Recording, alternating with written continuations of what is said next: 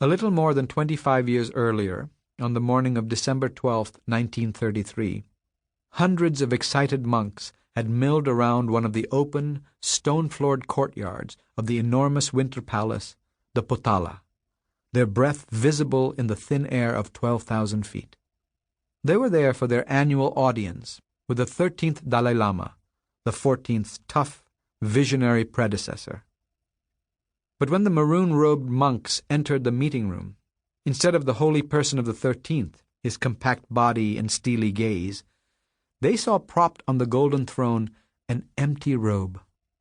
His Holiness, it turned out, was too ill to attend the audience, and his followers would be granted only a chance to commune with his garments, a ceremony the Tibetans call inviting the clothes.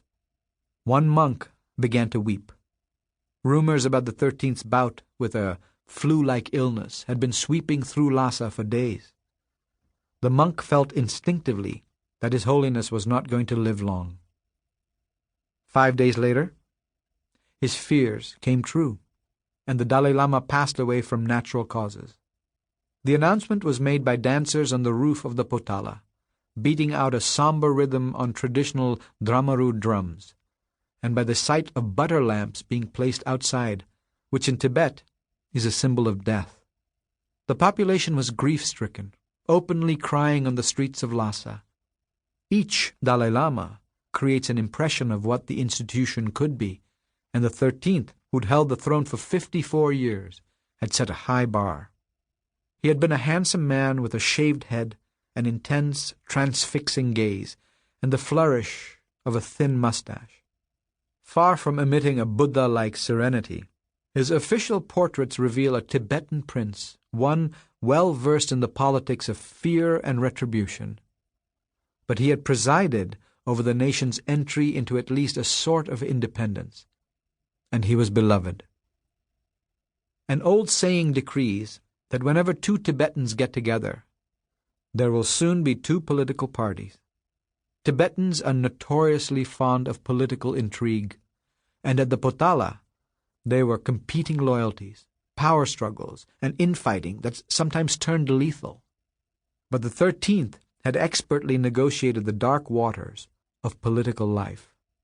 On his ascension to the throne in 1879, the Dalai Lama's jealous regent had attempted to use occult magic to get rid of him, placing a black mantra in a finely crafted pair of shoes that were then given to a powerful Lama, boosting the mantra's killing power.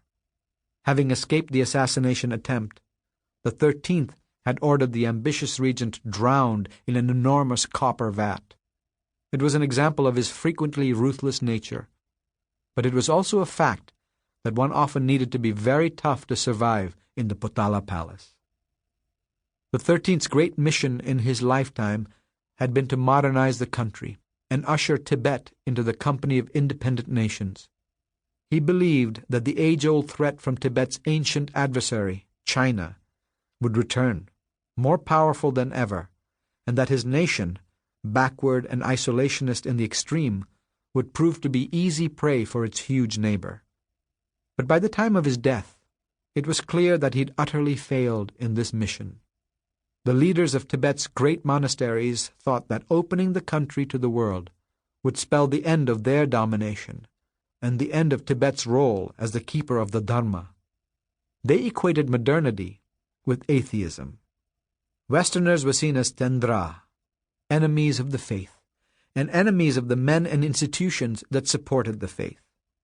One monk remembered that, growing up, he was taught that India was the holiest place on earth, but that everywhere else is to be feared.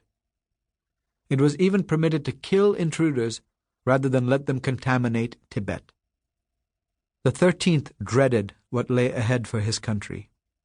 As part of his last will and testament, he left to the Tibetan elite and to his eventual successor what some called a divine prophecy. But when one reads it, it turns out to be a hard-nosed political analysis of Tibet's position in Asia and a stern warning about the future. It reveals what a steel-trap political mind the 14th's predecessor possessed, and how clearly he saw disasters approach.